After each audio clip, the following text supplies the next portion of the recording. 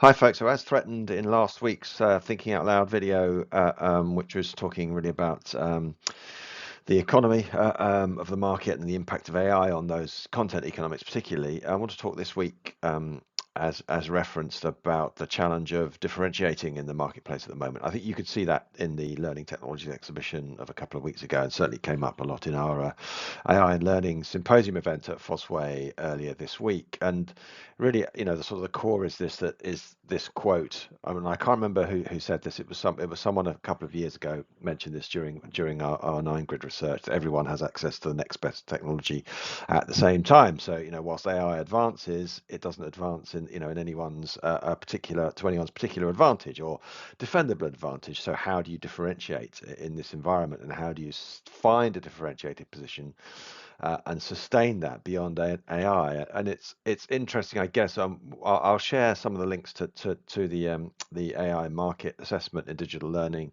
in the comments when I post this as well. But one of the real challenges is that technology is no longer a differentiator. As OpenAI or now Anthropic, advance, everyone has access to that, to the latest model, and can apply it in very similar ways. So we explored this particularly in the nine grid research this year, actually, and we're going to come back to it later on in the sort of the second round of our second phase of research on impact of AI. And I wanted to share that I think there are three ways that we've seen, certainly in digital learning, vendors sort of successfully find strong and differentiatable positions.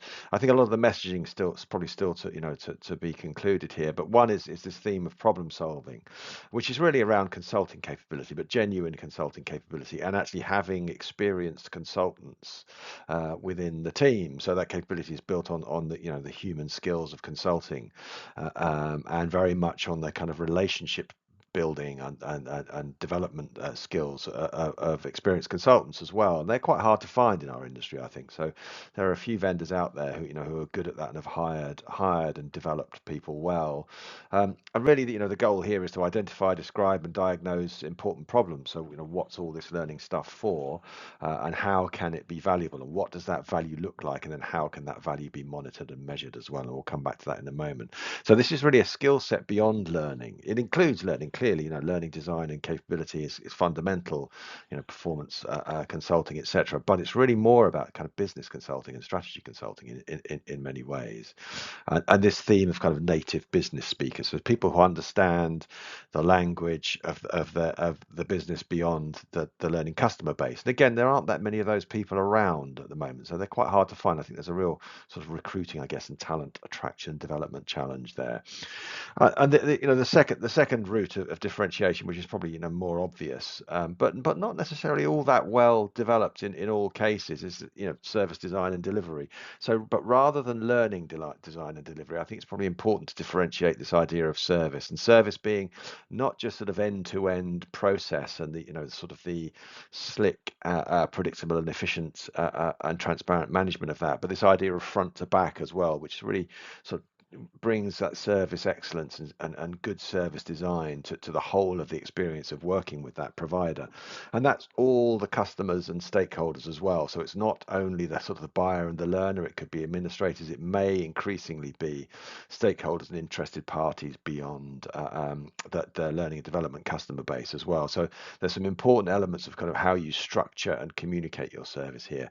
Particularly important areas of delivery now are customization, so making increasingly now for off-the-shelf providers as well, making your service relevant to the context of the individual in that organization, which is becoming a much more important part of the value that customers are seeking, and clearly optimizing within that. So an optimization may be about sort of efficiency and value for money, but it's increasingly about optimizing to those valuable goals expressed and described in the problem solving area and that consulting relationship.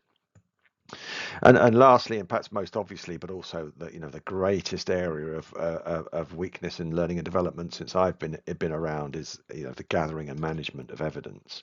So this is definitely about sort of managing the gathering of data and organizing that data in an increasingly wide range of data sources into a consistent, reliable and predictable I guess collection of data, whether that's a data lake or analytical tools, etc. etc. I think increasingly, though, to sort of bring it back to this idea of consulting and service, it's also about using a range of signals here. So this could be softer evidence. It's not all about binary data. This might be about anecdotal evidence. It might be about sort of more qualitative research, interviews, focus group style interventions, etc., and interpreting the harder data with those softer but very powerful data signals as well. I think that's a really important part of being able to tell the story of the evidence towards the promise of value and impact. And I think that's a really, really significant set of skills that we don't often think about perhaps in data analytics.